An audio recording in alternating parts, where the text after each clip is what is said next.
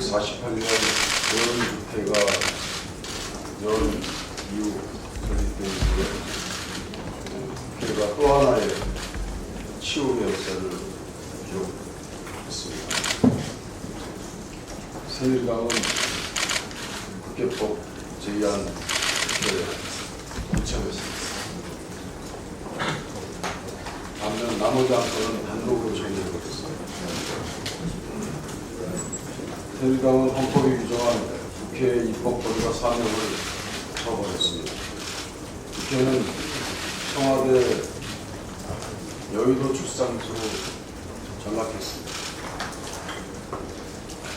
이제 박근혜 대통령의 품 안에 들어간 새누리당 국회의원들은 민정의 제2유조회를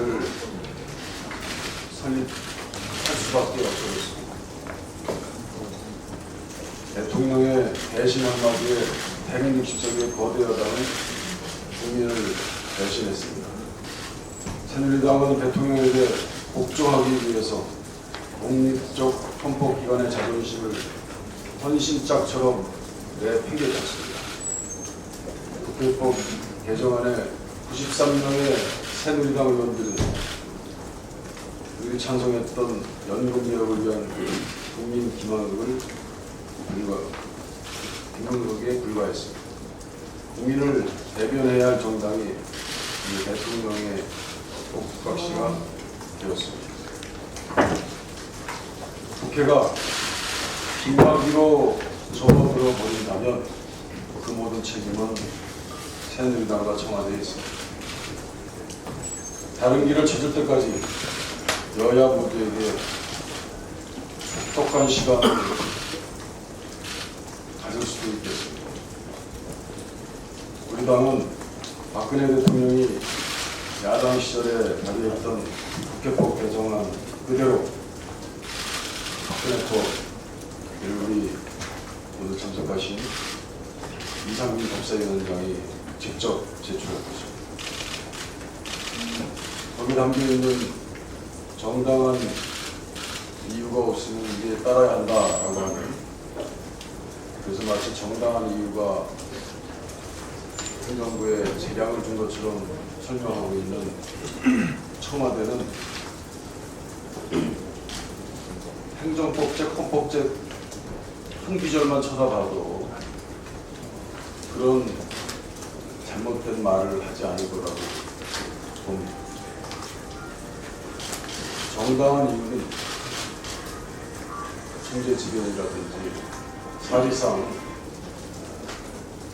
아주 불가피한 게 예외적인 경우에 출구를 만들어 놓은, 어찌 보면은 천투적인 경고에 불과, 그것은 이미 정리가 되어 있는 내용입니다. 그 정리되어 있는 내용을 제외하고는 따라야 한다라고 하는 말은 거의 분명히 이번에 저들이 내팽개친 국회법 개혁안은 상응하거나 또는 더 국회의 권한을 강화시킨 내용에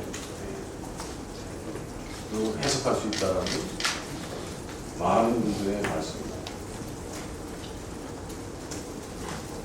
그리고 국회가 제정한 모법을 위반한 시행령에 대한 법률안 개정안으로 발의할 것입니다. 오늘 강기정 정책위원장님께서 그 대략적인 내용으로 말씀해 주실 것입니다. 의회 민주주의의 남기 오점을 지우기 위해서 우리는 모든 책임을 다하겠습니다. 반면에 오늘 본 언론의 기사들은 저희들에게 슬프게 하는 언론 환경들을 또 열심히 보여줬습니다.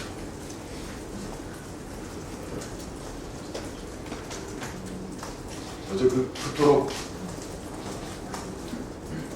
야당이 울부짖었고 여당이 스스로 자괴감에 빠진 그 대부분의 국회 현상보다 몰래 지금 궁지에 몰린 어찌 보면 쥐구멍이라도 찾을 듯한 그런 불편한 표정으로 야밤에 단독적으로 새누리당의 법안을 더 부각시키는 대부분의 언론들에 대해서 저희들은 자괴감을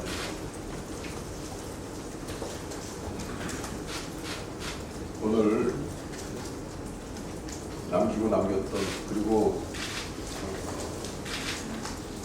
그냥 보관하려고 했던 저의 생각을 국민에게 드리는 걸로 말씀드리려고 합니다.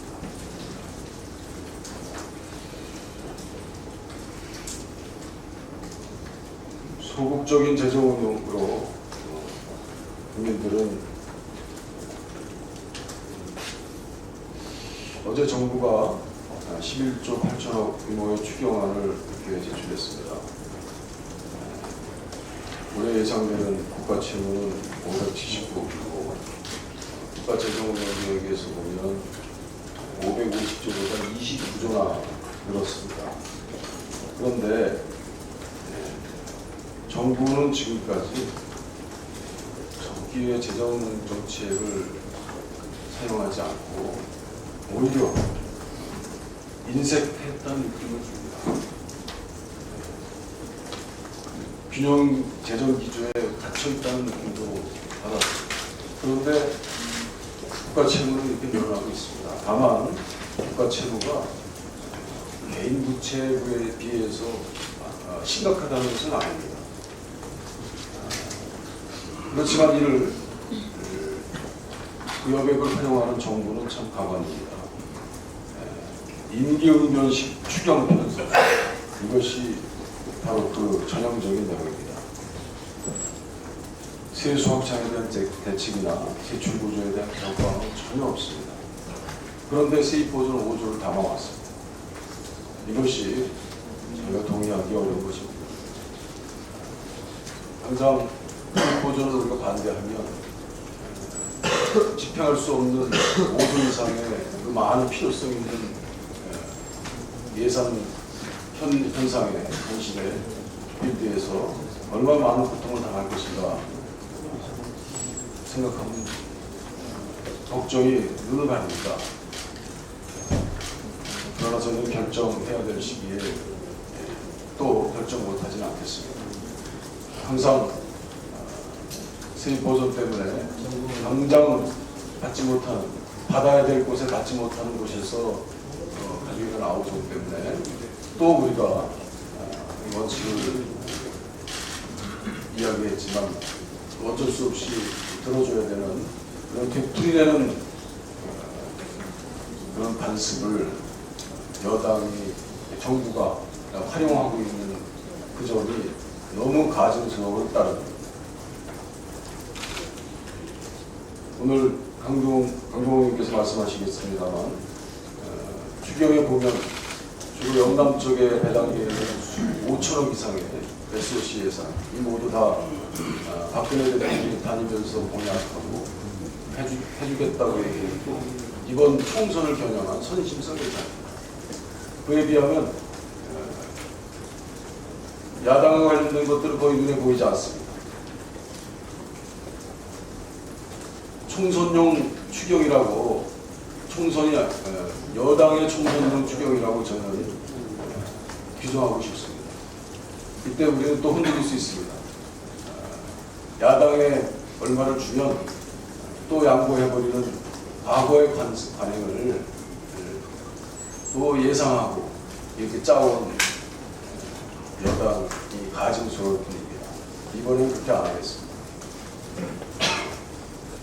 제가 매주 이달 동안 메르스의 전쟁터의 상흔을 가지고 있는 병원들을 다녔습니다. 이제 저를 볼 겁니다.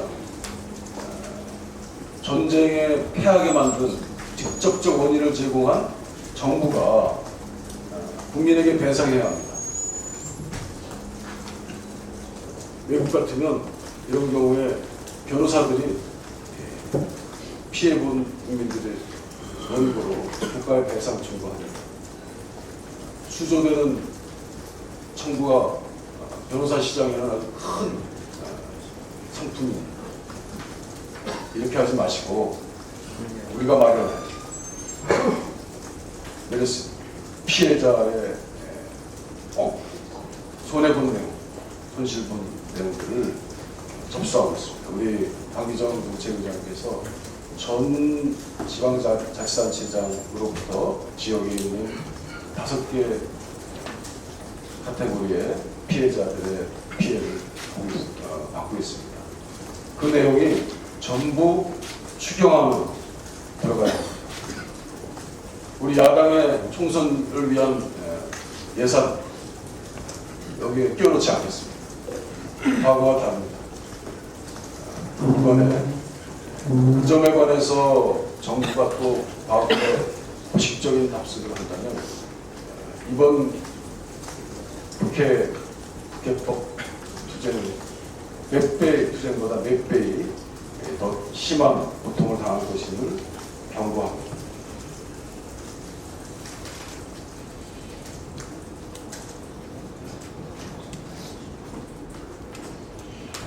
아무튼 이 추경에서 보여주는 이 소극적 재정 운영에 대한 고식적 단기 부양으로 국민들은 고통당하고 있습니다. 우선 지난번에 연금 과정에서 제기됐던 기초연금 차등지급으로 내몰리고 있는 국민들에게 약속 지키셔야 됩니다. 대통령에게 말씀드립니다. 누리재정, 지방재정에게 떠넘겨지는 것, 그리고 급식 예산, 초등 돌봄 교실 예산 다 지방재정으로 떠넘겨지는 것, 그렇게 해서는 안 됩니다. 아직까지 우리는 가계부채보다는 국가부채는 그래도 아직 건전한 편입니다. 이 점을 이용하는데 야당의 조언을 들으셔야 합니다. 재정 전략의 전환이 없으면 사실상의 그 꼼수의 단기적 경기 부양도 결국 부메랑이 되어 올 것이라는 것을 말씀드리고, 졸속 추경을 편성해서 임시방편으로 배우는 소극적 재정 전략은 경제 위기가 되지 않는다는, 극복할 수 없다는 것을 계속 말씀드리고, 가계부채 해결과 우리 경제의 구조적 위험 분산을 위해서 복지 지출을 재정적 건전한 계획 하에서 이루어야 된다는 것을 충분히 말씀드립니다. 이상입니다. 이어서 강기정 정책위원장님의 모두 말씀 있으시겠습니다. 박근혜 대통령과 청와대 국회 모시는 그랬다 치고 새누리당은 낮에는 청와대 눈치 보며 입법권을 포기하고 한밤중에는 단독 날치기까지 해대고 있습니다. 여야의 상생 정치가 참으로 잘됐성 싶습니다. 어제 청와대가 국회법을 폐기하였으니 오늘부터 다시 우리는 국회법을 가지고 싸울 겁니다. 우선 앞서 말씀하셨듯이 박근혜 의원법, 98년도 박근혜 의원법을 오늘 다시 발의하고 모법을 위반한 시행령에 대해서는 준비된 대로 입법 절차, 발의 절차에 돌입하겠습니다. 당장은 오늘 중으로 기초연금법하고 세월호법에 대해서 발의하도록 하겠습니다. 기초연금법은 제25조에 따르면 국가가 비용 분담을 하도록 의무조항을 뒀는데 이걸 시행령에서 지자체가 기초연금과 비슷하게 지금 유사한 급여를 또는 수당을 주고 있는데 그것을 제외하고 국가 의무를 하겠다, 이런 시행령이 모법을 넘어선 조항이 있습니다. 이 점에 대해서 또 발의하도록 하겠습니다. 또 세월호법과 관련해서는 위원회의 권한을 시행령으로 침해하는 점에 대해서 법안 발의를 하도록 하겠습니다. 나머지 25개 법 중에 두 개 빼고 나머지 법도 준비된 대로 할 것이며 25개 중에 몇 개는 최근에 또는 그 법안 발의한 것도 있다는 말씀을 밝힙니다. 그리고 이제부터 상임위 입법 과정에서 시행령에 위임하는 일이 없도록 법의 모든 세세한 항목을 다 담도록 해서 정부가 입법 취지를 왜곡 변질시킬 수 없도록 분명한 입법권 행사를 국회에서 하도록 하겠습니다. 이상입니다. 이어서 이석현 국회의장님의 말씀이 있겠습니다.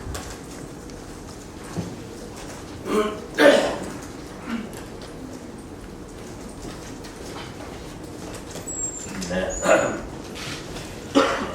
한일 합방이 국치일이나 일하면 10월 6일은 민주주의가 치욕을 겪은 인치일입니다.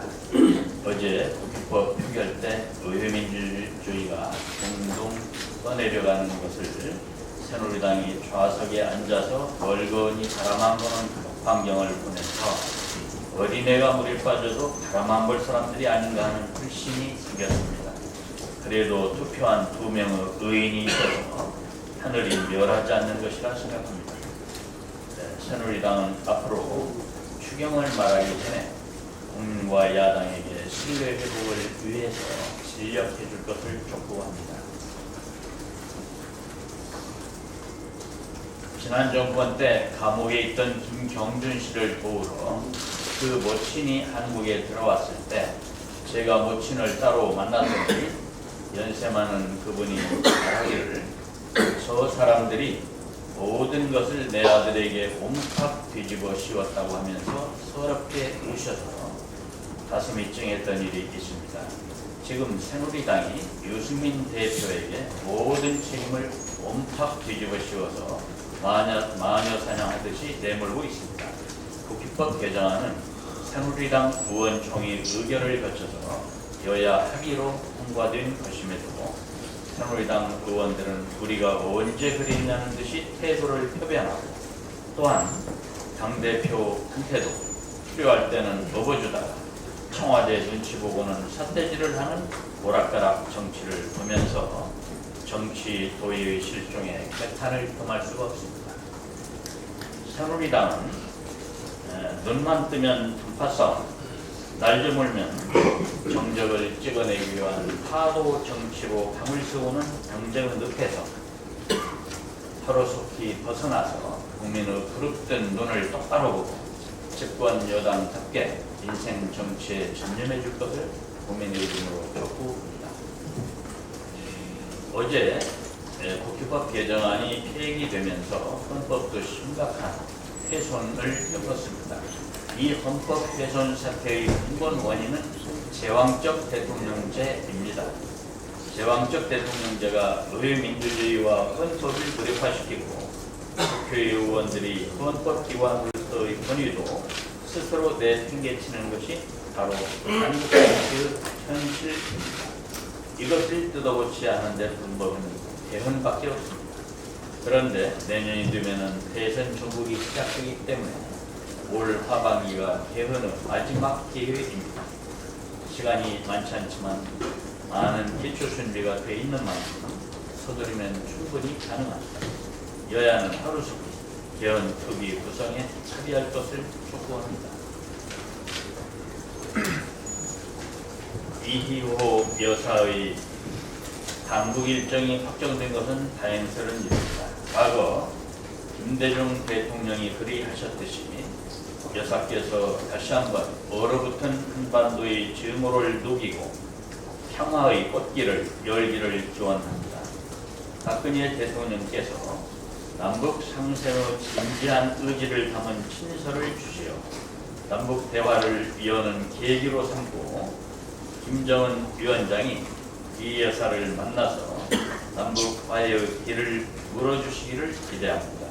우리 정부의 적극 협조를 요망합니다.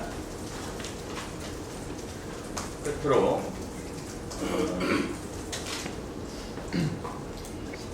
일본의 근대산업시설 세계문화유산 등재와 관련해서 외교부의 태도에 대해서 분개하게 됩니다.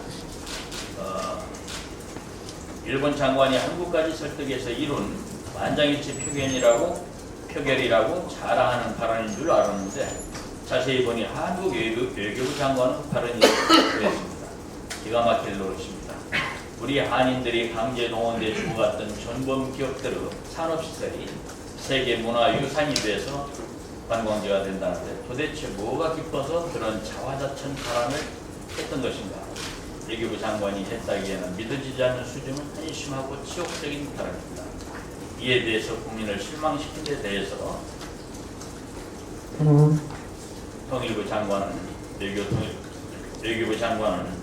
장관은 그 책임을 지고 국민 앞에 사과를 해야 할 것입니다. 이상입니다. 이어서 이상민 법사위원장님의 말씀을 듣겠습니다.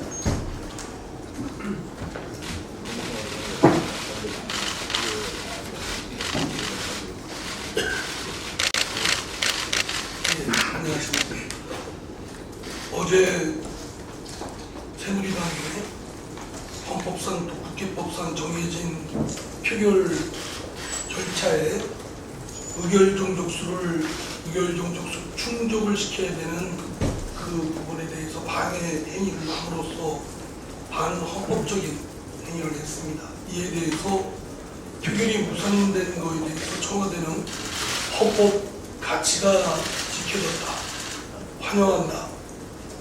그런데 새누리당 김무성 대표는 국민께 사과했습니다. 헌법의 가치를 지켰고 환영하는데 여당 당대표는 국민께 사과한 일, 기가 막힐 일이라고 생각합니다. 대통령 윽박지를 때문에 국회 표결 절차를 무산시킨 이것은 헌법에 대한 중대한 침해 행위고 대통령과 새누리당은 책임을 져야 된다 말씀드립니다.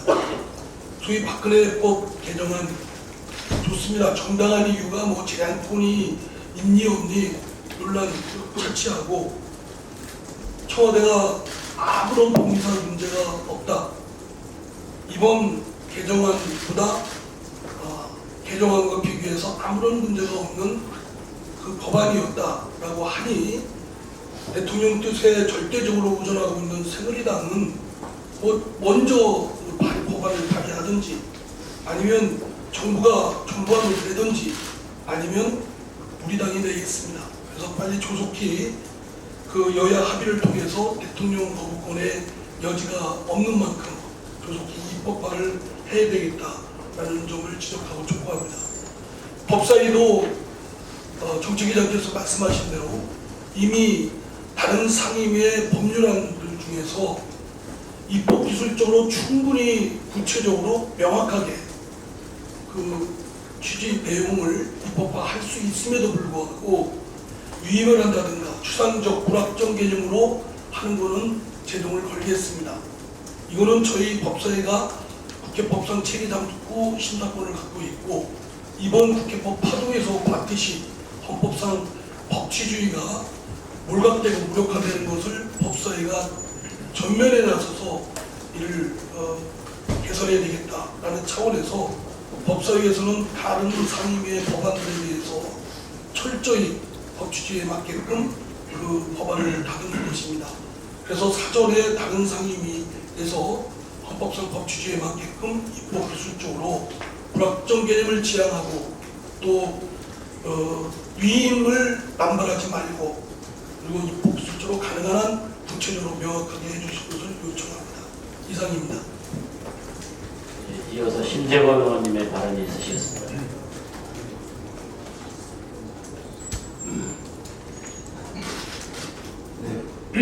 우리 외교부는 어제 세계유산위원회가 일본이 신청한 강제징용 현장들을 세계문화유산으로 결정하면서 일본 정부가 처음으로 강제노역 사실을 인정하였고 이를 세계유산위원회 공식 기록에 남기게 되었다고 밝혔습니다.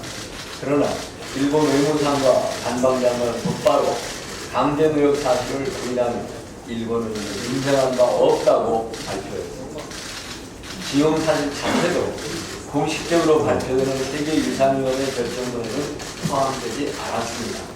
주석에도 풀노트에도 포함되지 않았고 풀노트에 연계된 레퍼런스에 겨우 언급되어 있습니다. 그런데도 윤병세 외교부 장관은 역사적 사실이 있는 그대로 반영되어야 한다는 우리의 원칙과 입장을 관철했으며 한일 양국 간 대화를 통해 문제를 풀어냄으로써 양국 간의 발전에도 도움이 될 수 있는 결과를 이끌어냈다고 자화자찬했습니다. 어떠한 역사적 사실이 제대로 반영되었습니까? 일본 정부의 이런 기만적인 태도가 과연 한일 양국 관계 발전에 어떤 도움을 줄 수 있는지 묻지 않을 수 없습니다. 우리 외교부는 대한민국의 혼이 살아있는 외교부가 되어야 합니다. 올바른 한일 관계 정립을 위해 위안부 사료와 서대문 연구소의 세계 문화유산 등재 추진, 독도 입도 지원센터의 건립, 위안부 추모일 제정 등을 촉구해 마련했습니다. 어젯밤 사태에 대해서도 한 말씀 드리고자 합니다. 어젯밤 새누리당 일당만을 상대로 한 정의와 국회의장의 단독 회의 진행에도 깊은 유감의 뜻을 표하며 사과를 요청하고자 합니다. 국회법 제2표기를 새누리당이 당론으로 무산시켰을 때 국회의장은 투표 불성립에 대해 유감을 표했어야 합니다. 불과 한 달여 전에 절대 다수의 의원들이 찬성 표기한 법안이 어이없게도 투표 불성립으로 폐기되는 데는 사회자로서의 국회의장의 책임도 있기 때문입니다. 또 입법부의 수장인 국회의장으로서는 야당 의원들이 가질 분노와 상실감에 대한 배려도 당연히 가졌어야 합니다. 더욱이 7월 임시국회도 8일부터 예정되어 있습니다. 따라서 국회의장은 야당의 약속을 지키지 않아 유감스럽게 생각한다면서 새누리당 일당을 상대로 단독 회의를 진행할 것이 아니라 빠른 다음 본회의를 위한 여야 합의 수준에 나섰어야 할 것입니다. 국회의장에 대해 거듭 깊은 유감을 표하며 사과를 요청합니다. 이상입니다. 이어서 백공기 의원님의 발언이 있으시죠.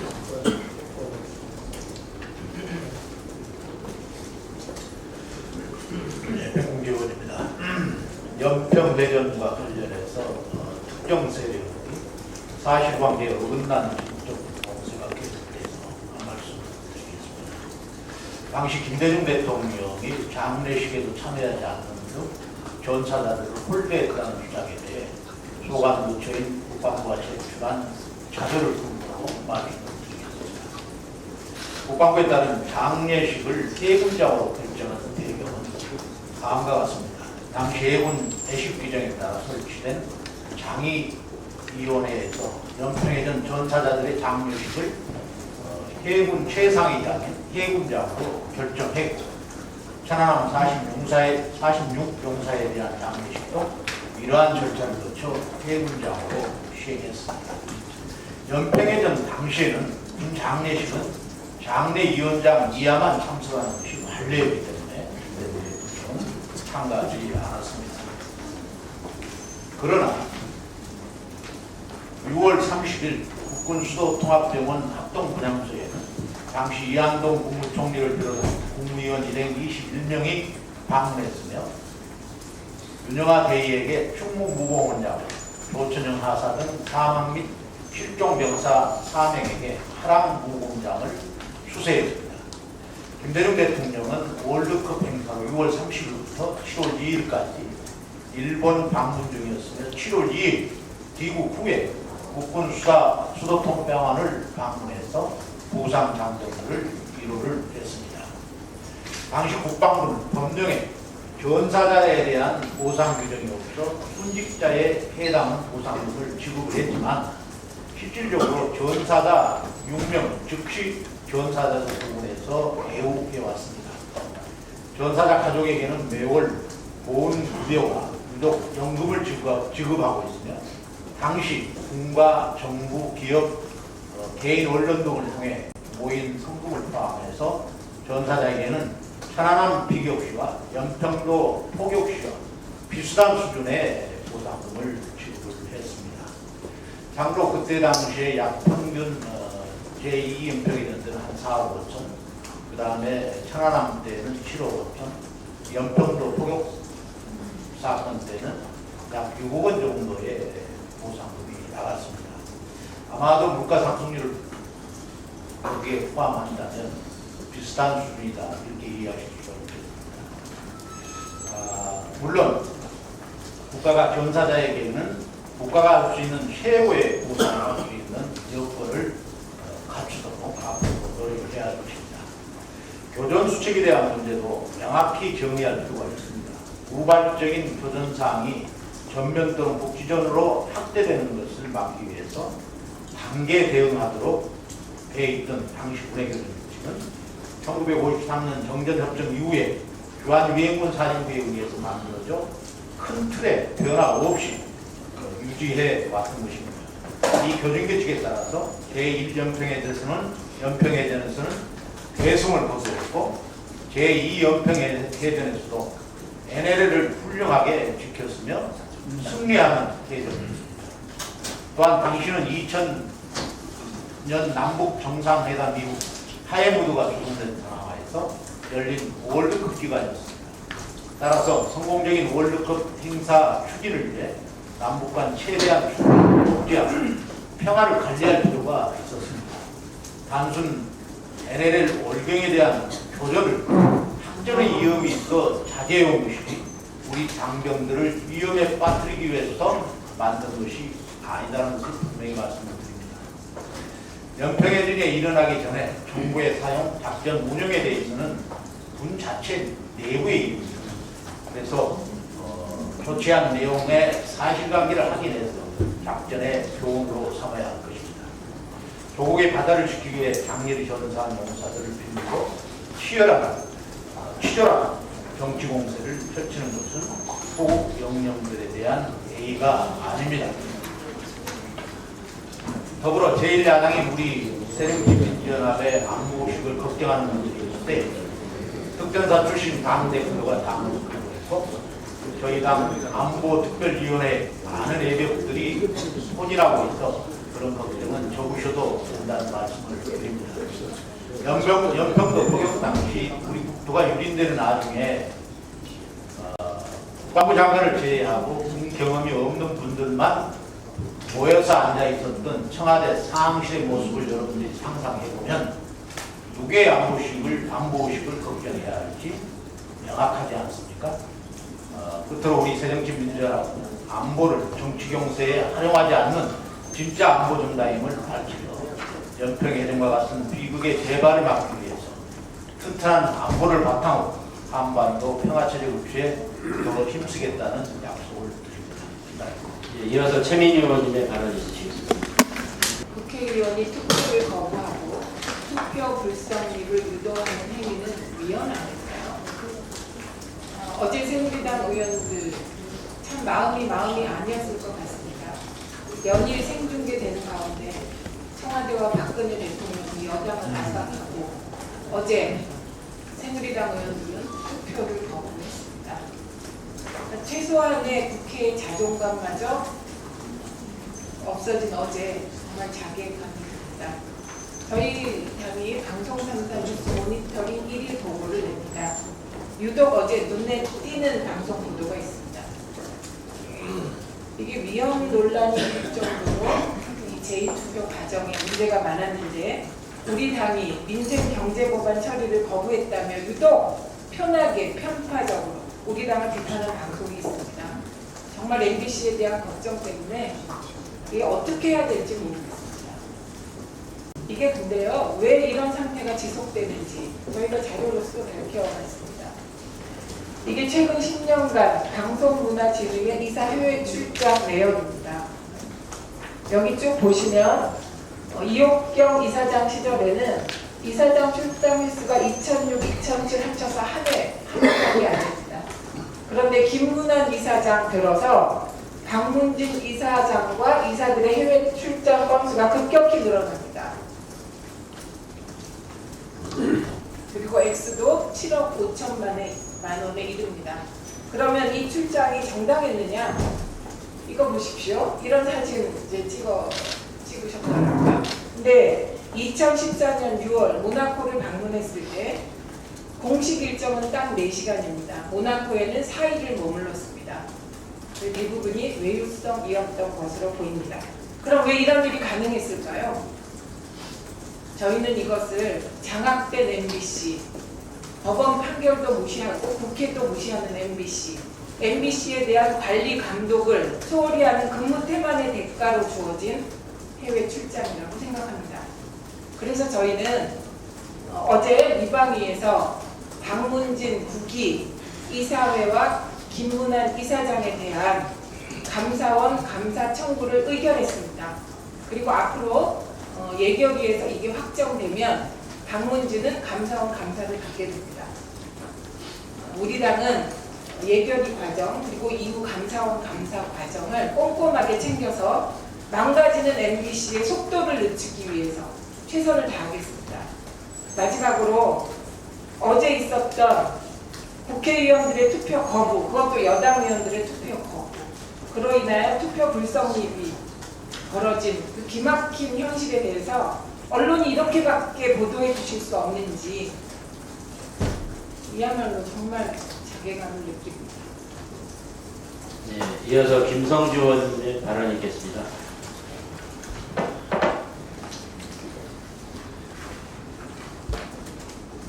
예, 어제 국회법 개정안 제2표결에 불참한 여당 의원에게 왜 투표를 안 하냐고 했더니 투표하면 죽는다고 답변했습니다. 찍히면 죽는다고 몸을 낮춘 새누리당 의원들, 욕설이 난무하는 봉숭아학당 일진 최고위원회에서 절대 복종, 진짜 사나이, 해병대 캠프에 집단 입수하는 광경을 우리는 슬프게 목격했습니다. 메르스 대응 법안을 논의하는 법지 법안 소리가 진전이 없습니다. 감염병 전문 병원을 설립하자는 감염병 개정안은 새정치연합에서 설치해야 한다는 강한 의무에서 설치한다로 한 발 물러섰으나 정부는 할 수 있다는 임의 조항으로 하자고 끝까지 고집한 끝에 네 번째 논의마저 무산됐습니다. 또한 의료기관 손실 보장을 다루는 의료법 개정안도 감염병을 진단 치료한 의료인과 의료기관의 손실로 넓게 규정하고 보상 여부를 결정하자는 새정치연합의 의견에 대해 정부는 신중한 검토가 필요하다는 입장만 반복한 끝에 합의를 이루지 못했습니다. 또한 정부가 메르스 추경이라고 내민 추경안도 보면 복지부 추경에서 메르스 관련 7,283억 중 절반이 넘는 4천억이 경영난에 허덕이는 의료기관의 융자금입니다.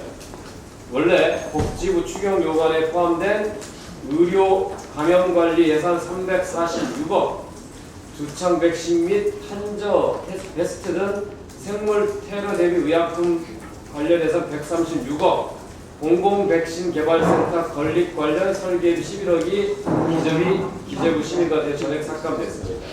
특히 국가 지정격리병원의 음압병실 확충 범위도 축소돼 관련 예산 86억이 감액됐습니다. 공공의료에 대한 직접 투자 지원은 인색하고 의료기관 대출은 생색 내듯 이진심을 쓰는 추경안을 우리는 받아들일 수 없습니다.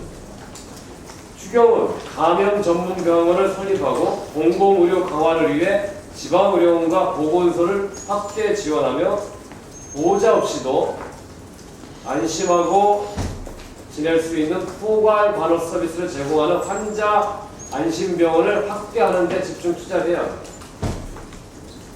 메르스 특위도 평택 성모병원의 역학조사 결과가 아직도 공개되지 않고 있고 삼성병원의 자체 역학조사에 맡겼다는 사실이 드러나고 있는데 증인 신청에 대한 여야 합의가 제대로 이루어지지 않은 상태라고 봅니다.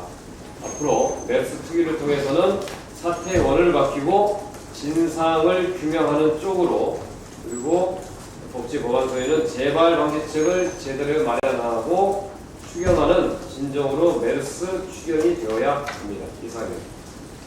이어서 신정원 의원의 발언이 있겠습니다. 국회 입법 침탈 행위가 이루어진 어제 박근혜 정부가 추경안을 제출하면서 가문대책과 농산물 수급 안정을 목적으로 한 9개 사업에 5,500억의 예산을 편성했다고 합니다. 그런데 이번 예산을 찬찬히 뜯어보니 농민들을 살리는 예산이 아니라 농민들을 죽이는 예산이 많이 눈에 띕니다. 먼저 추경 예산안에는 긴급 농산물 수급 안정 명목으로 700억의 예산이 신규 편성되어 있는데 이 중 주요 채소류 긴급 수입 예산으로 395억, 그리고 가격이 급등할 시 할인 판매 지원 예산으로 100억 원 등 농민 살리기 예산이 아니라 농민들을 죽이고 목 조이는 예산이 편성되어 있습니다. 농민들의 과잉 생산 시에 가격이 폭락할 때는 나몰라라 하면서 무대책으로 일관하는 정부가 생산량이 적어서 모처럼 제값을 받을만 하면 긴급 수입한다, 할인 판매 지원한다 해서 농산물을 가격을 억지로 떨어뜨리는 예산이 어떻게 농민들을 지원하는 예산이라고 할 수 있습니까? 가뭄 대책 예산의 경우도 마찬가지입니다. 가뭄에서 직결되는 노후저수직 해보수 등 예산에는 350억 원 정도가 추가되는 반면에 가뭄 대책에 전혀 효력이 없는 것으로 나타난 그런 평화우댐, 운문댐, 섬진강댐 등 토목 예산에 1,800억의 예산이 편성되었습니다. 이처럼 정부가 농민들을 지원하겠다고 편성한 이번 추경은 실제히 농민들을 우롱하고 죽이는 예산이 분명합니다. 이번 추경 예산이 민생 추경이 되려면 선심성 총선 대비 예산 삭감은 물론 농민들을 우롱하는 반농민적 예산도 반드시 삭감되어서 농산물 가격 폭락에 대비하는 예산, 그리고 물 공급 사업에 직결되는 예산으로 편성될 수 있도록 우리 당은 적극적으로 노력해 보겠습니다. 네, 어제 대한민국 국회에는 청와대의 시인여로 전락하고 말았습니다. 새누리당 의원들은 국민들을 버리고 여왕에게 투항하고 말았습니다. 새누리당은 스스로 자기 구정을 통해서 통포포를 자청했습니다. 국민들은 박근혜 대통령이 주도한 패거리 정치의 막장 드라마를 보았습니다. 우리는 박정희의 망령인 유신의 부활을 어제 지켜봤습니다. 대통령이 국회를 장악하고 거소기로 전락시키는 순간 온 국민은 추악한 독재자 박정희의 모습을 떠올렸습니다. 새누리당 의원들의 박근혜 대통령에 대한 충성 맹세는 국민에 대한 배신 행위이자 국회의원 이기를 스스로 포기한 자폭 행위입니다. 박근혜 대통령은 동물들은 배신을 하지 않아서 동물의 왕국을 좋아한다고 합니다. 박근혜 대통령은 어제 국회를 잘 길들여진 새누리 동물의 왕국으로 만들어버렸습니다. 그러나 조련사 여왕에게 충성 경쟁을 하고 있는 친박 사자와 비박, 호랑이가 패권 싸움, 공천 싸움의 혈투를 시작했으니까 이 동물의 왕국도 망할 날이 머지 않았습니다. 새누리당 의원께 말씀드립니다. 국회의원은 여왕을 모시는 내시가 아닙니다. 궁녀가 아닙니다. 표독스러운 여왕이 두려웠다면 차라리 보따리 싸고 납향해야 맞습니다. 그까짓 겁박을 당했다고 해서 대통령 후위병으로 전락해서야 되겠습니까? 유승민 대표께 한 말씀 드리겠습니다. 아무리 목이 칼에 들어가도 칼이 목에 들어가도 정치인은 국민과 약속을 지켜야 합니다. 신의를 지켜야 합니다. 권력에 불종하고 꼬리 내리는 지도자는 국민의 지지를 절대 받지 못한 사실을 똑바로 기억하시기 바랍니다. 어제 헌정을 유린했던 새누리당 의원들의 비겁한 배신의 정치, 국회를 유신 잔당들의 놀이터로 전락시킨 박근혜 대통령은 반드시 국민의 준엄한 심판을 받을 것입니다. 이상입니다. 이상으로